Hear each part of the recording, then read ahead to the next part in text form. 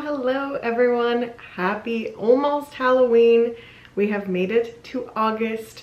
We are just 2 weeks away from opening weekend of Halloween Horror Nights 33. Are you guys excited? Because I definitely am.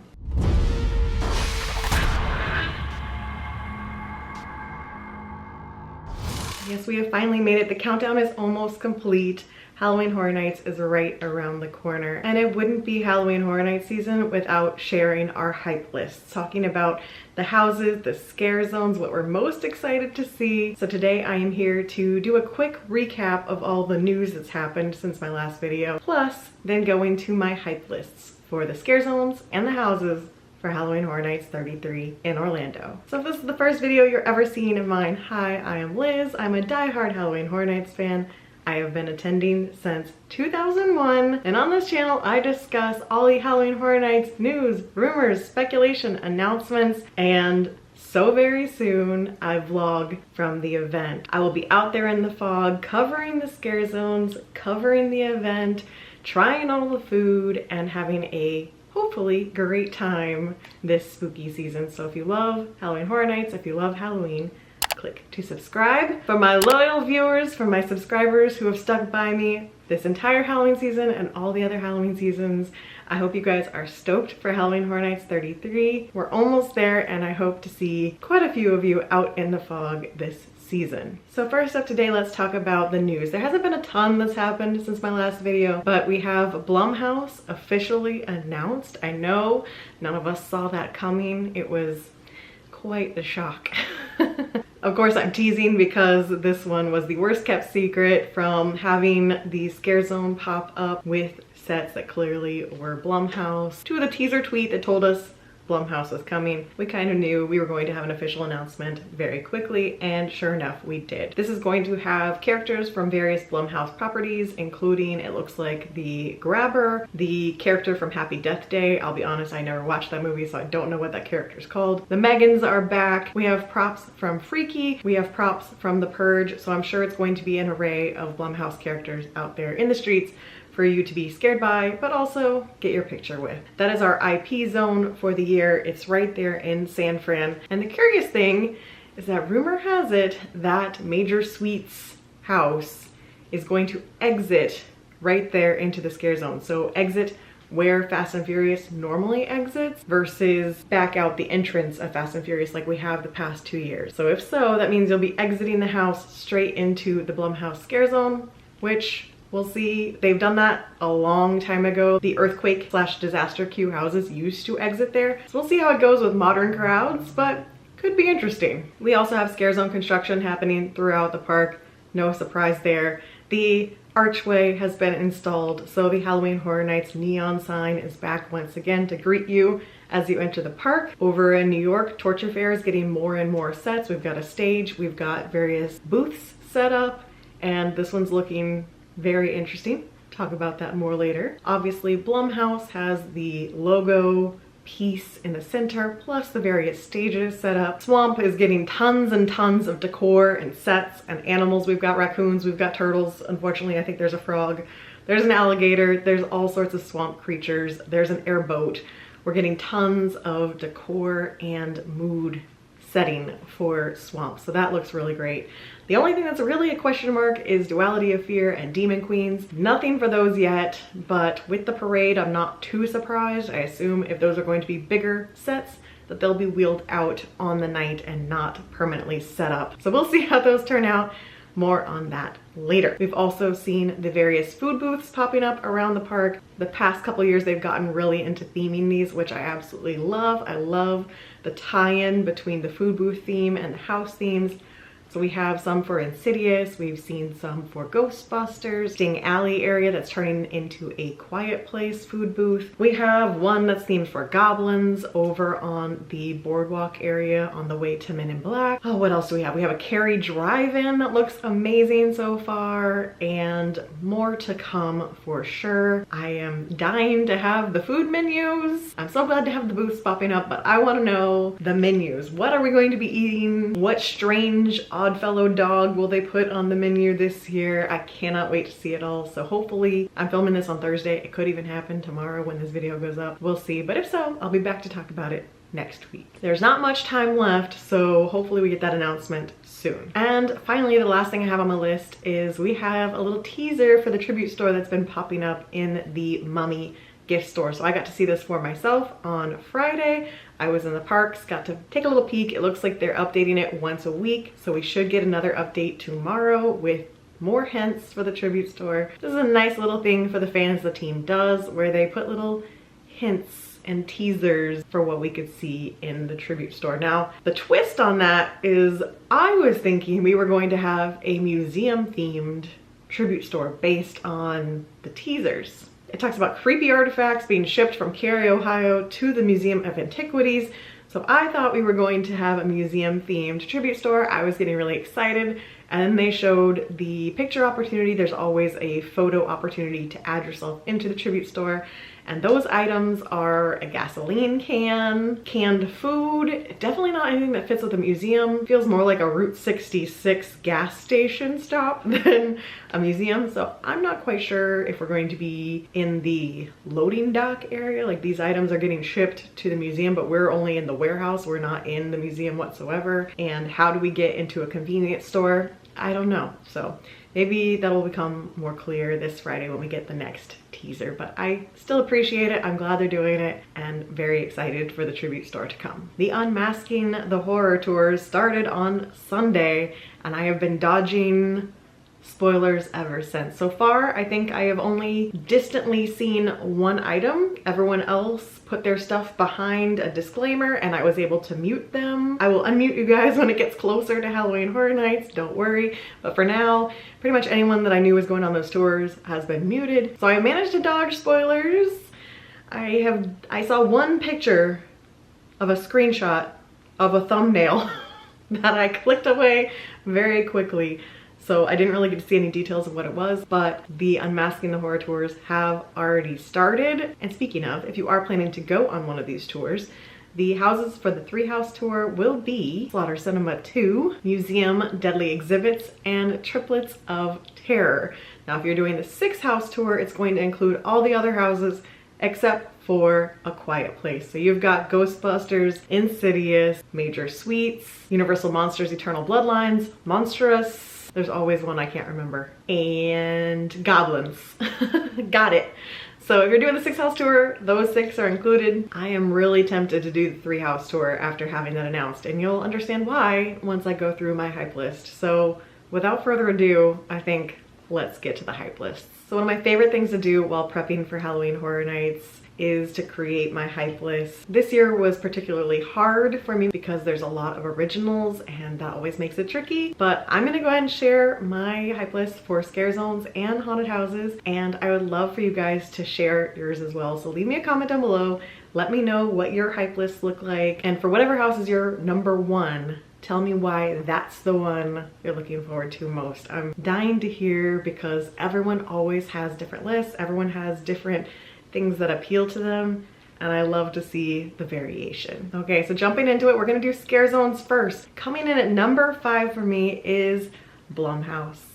I think you guys will understand. It's an IP zone. There's repeated characters that we've already seen at this event, sometimes multiple times. So for me, the creativity just isn't there. It feels a little bit like a recycled concept, recycling costumes, not the one I'm most excited for, but it has the potential to be scary. They always do. I think the photo ops will be fun, especially for people who weren't at these previous events that had these characters. I think they will get great enjoyment out of those photo ops. I understand why it's there, but for me, it's gonna be #5. #4, I have Duality of Fear. I firmly believe this is going to be the entrance hodgepodge zone, so I'm expecting a best of characters from each zone thrown into a space that sometimes doesn't make sense because they're costumes from all over the place and you're walking in, and if you're not a seasoned veteran who understands the concepts, I think it could be very confusing as to who all these people are. But we're also going to technically have, I'm gonna call them mascots, because you know what? We've gotten one sentence about them and no podcast about them. So for me, Sinister and Surreal, you're gonna be mascots to me for now. Sinister and Surreal will be there. That will be the highlight, but I'm just not expecting much from this. For number 3, I have Swamp of the Undead. I know this might be a surprise. I do think it's going to be stellar with the setting in Central Park, these sets, the low fog with hopefully the laser through it to make it even seem like you're walking through water. I think it has a ton of potential. That said, I'm not that much of a zombie person, so I'm apprehensive. So it's gonna be right in the middle of the road as hype, hoping to be proven wrong, but it depends on what kind of zombies these are, on whether or not I think it will be a good zone, because it really depends. If they're slow moving zombies, to me that doesn't really scare me.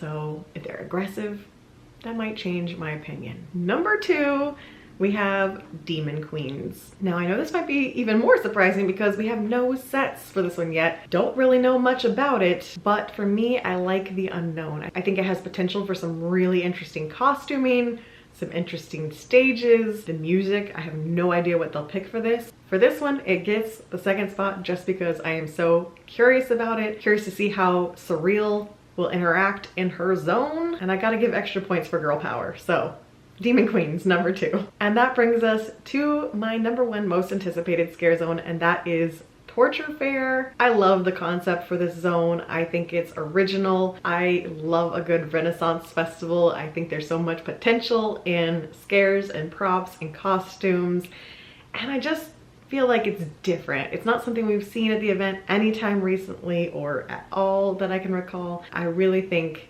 it will be fun. I'm not quite sure how it will fit in the New York space. The more they add sets, the more I feel like I am correct in my placement. So big hopes for Torture Fair. Just please, one request. Please, please, please do not put that scream in this zone. I know it's tempting. It's Torture Fair. People are being tortured, but my ears don't need to be tortured as well. So I'm begging you, Universal, please, please. We've been tortured enough.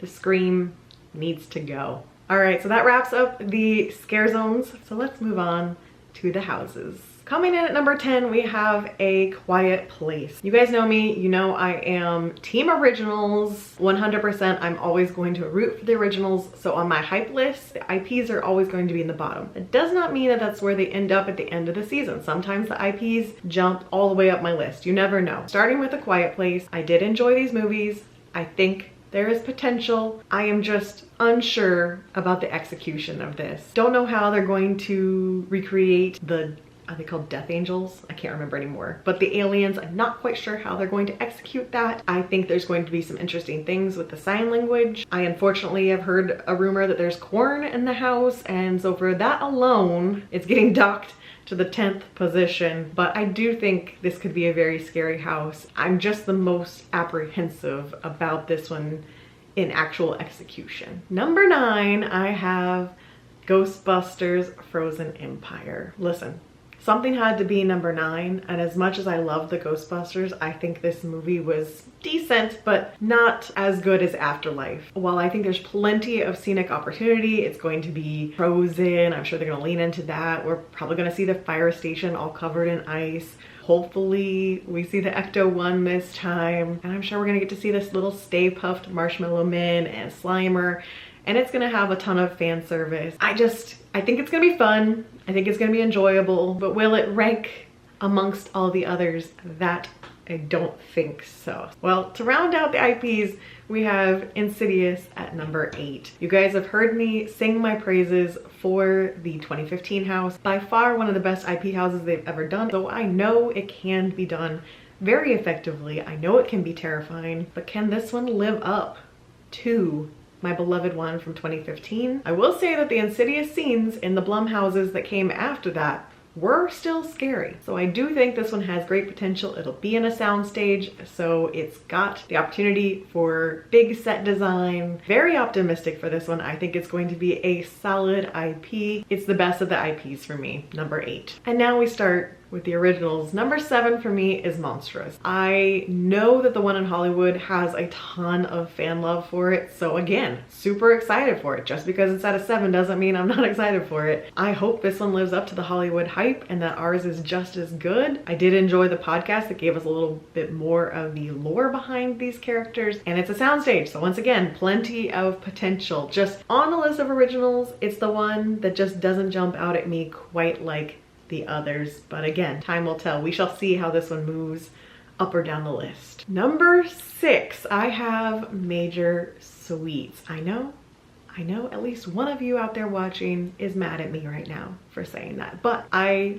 liked the Scarezone. I didn't love the Scarezone. Granted, I was a graveyard diehard that year, so it was a little hard for Major Sweets to compete. I think there's plenty of potential for the creepy Willy Wonka, everything gone wrong candy factory, 100%. I think that the kids hyped up on candy and going murderous with whatever Major Sweets added to the candy is a good idea for our house. Can't wait to see what they do with the costumes. Hopefully this will be the best house we've seen in the Fast and Furious queue so far. All right, we're moving on to the top 5, the top half of my hype list for Halloween Horror Nights 33. At number 5, we have Goblin's Feast. So this is in one of the new tents at the very back of the park. I did listen to the podcast for this one. I didn't think this podcast was very strong. I actually thought it was the weakest of the podcasts that they've released. I don't think it gave me all that much as far as what's going to be in the house, which I appreciate. I don't want spoilers, but it was built up to kind of exactly what I expected. The goblins are getting ready to feast on humans, and I could have gathered that from the one sentence social media post, but I digress. I think it's going to lean into the most traditional Halloween vibe of any of the houses that are on the list, and of course I love traditional Halloween, so high hopes for Goblin's Feast. Number 4 for me is Triplets of Terror. Now, I've seen some hype lists circulating. I know a lot of you have this at the very bottom of your list or in the lower half, and I can't blame you based on the one sentence description. It's different. The art is different, the description is different with this serial killer slasher family celebrating a birthday. It's a weird one, but I think that's why it appeals to me, because it just sounds weird and quirky, and I've heard little rumblings of it being very scenic, so of course that shot it up my list because you guys know I love a scenic house. So I'm going out on a limb for Triplets of Terror, and I think this is going to be the sleeper hit for Halloween Horror Nights 33. I do really feel like this house could have benefited from a podcast. I don't think we're going to get one at this point, but if anything were to still get a podcast, it would be nice if it were Triplets of Terror. Coming in at number 3, we have Slaughter Cinema 2. This was a fan favorite by far. Slaughter Cinema 2, I think we've all talked about it ever since. The humor, the sets, the creativity, the movie posters, even the queue. Can Slaughter Cinema 2 live up to Slaughter Cinema 1? I did have some house pictures spoiled to me thanks to the USA Today article that someone took the pictures and then posted on Twitter, so I didn't have the option to not see them. So I have a little bit of an idea. I didn't click on the pictures to see more detail, but my eyeballs saw things I didn't want to see, and I have an idea, and I do have some concerns. I hope that it can at least come close to Slaughter Cinema 1, that they still lean into the classic B movie vibe to it. I want to love it. I truly do. So I hope it keeps its at least 3rd spot on my list once I see it in 2 weeks. And finally, we've made it to my top 2 most anticipated houses. I'm pretty sure you guys have all guessed what my number 1 is, so I won't delay. My number 2 is going to be Universal Monsters Eternal Bloodlines. I have really loved the Universal Monsters houses year after year. They keep delivering. From that very first classic Monsters house we had in 2019, to The Bride Lives, to Legends Collide, to last year's Unmasked. Year after year, these houses have been near the top of my list. I hope that this one lives up to all of my expectations, as it sounds like it's going to be a sequel to both Legends Collide and Bride Lives. So there's tons of potential here. They did put out a podcast about this one, which is my favorite podcast so far this season. It just amped up my hype a little bit more. In fact, before that podcast, this house was my number 3, and it got bumped up a spot because the podcast had me really excited for where this house could be going. I'm expecting snow. I'm expecting these amazing female characters from Saskia van Helsing to She-Wolf to Anaxinamun to the Bride of Frankenstein and of course Dracula's daughter. So there's tons of content in here to pull from. It's in one of those brand new tents, so we don't really know what we're in for, but I have high hopes and I can't wait to see it. Well, that brings us to number one. I know, say it with me. You guys all knew what I was gonna pick. It's museums' deadly exhibits. Obviously, former museum curator. I love museums. I worked in museums for years. I went to grad school for museum studies, and I know from personal experience how creepy museums can be. I don't know which portion of the museum this is going to be, if it's just going to be all straight exhibits. I know people have already walked through the house, so don't give me spoilers in the comments if you already know the answer to this, but I'm hoping there's a mixture of museum collections where we can have a ton of Halloween Horror Nights Easter eggs, but also exhibits where it's kind of night at museum. The dioramas are coming to life. I have such high hopes. As a museum professional, I've created all these exhibits and museum settings in my mind. So I do worry it won't live up to my expectations, but I have high hopes and I cannot wait to see it. All right, guys, that is my hype list for the houses and the scare zones. What do you guys think? Am I on the money? Do you agree with me? Do you have any you want to debate with me? I will gladly debate you guys in the comments if you want, but I just cannot believe we're 2 weeks away from opening night. It's going to be an absolute blast. We're gonna sweat. We're probably gonna get torrentially downpoured on, but we're gonna be in the fog and it will be fantastic. That's gonna be it for me today. However, I need your help for my next video. So for my next video, I would like to do a Q&A, and this can be topics ranging from tips for planning your vacation, tips for planning your nights at Halloween Horror Nights, questions about my history with the event, questions about lore for the event, questions about the houses and scare zones that we're going to see this year. Whatever you guys would like to ask me about Halloween Horror Nights, leave me a question down below. I'm gonna put this on social media as well to give you a chance to ask there, but I would love to just film my next video with updates for whatever else we see in the coming weeks, including food menus and more construction, and then answer your questions and help you out for planning your trips for your nights coming up in the fog and help share some of my knowledge with you guys. So I'm looking forward to having that chat with you guys coming soon. And until then, stay safe and stay spooky. Bye.